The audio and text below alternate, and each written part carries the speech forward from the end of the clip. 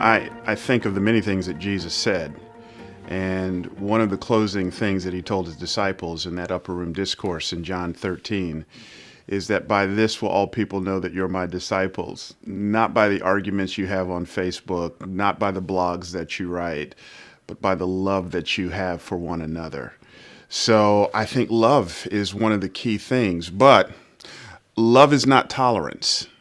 Tolerance is such a low ethic. It's this spineless, standardless thing. Love is much different. Love flies at a much higher altitude. So it was one homiletics professor who said, Robert Smith Jr., that every New Testament point has an Old Testament picture. And I think the seminal Old Testament picture for love is found in Hosea 3, when God says to Hosea, in essence, I've got a problem. My people keep on cheating after me by going after other gods. By the way, that's what happens every time we sin.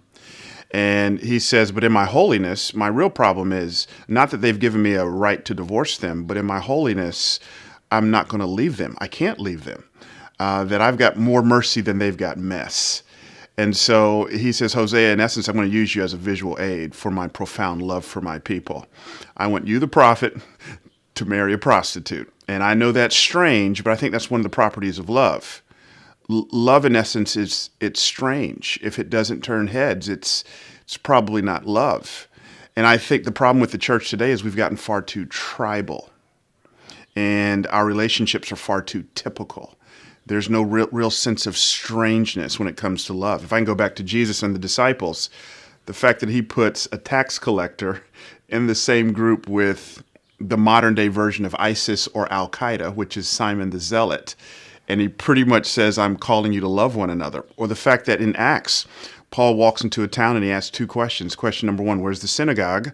I want to preach to Jews. Question number two, where do the Gentiles hang out? And then when they come to Christ, he doesn't follow the homogeneous unit principle and start in a very pragmatic way two separate churches. He says, no, I'm going to start one church and call these two strange groups of people to come together in the theater of the local church, and I want you to love one another and pray for one another and forgive one another. So I think at the end of the day, we've got to be people who reach across all kinds of divides, not in the name of tolerance, but in the name of Jesus, and be people of love.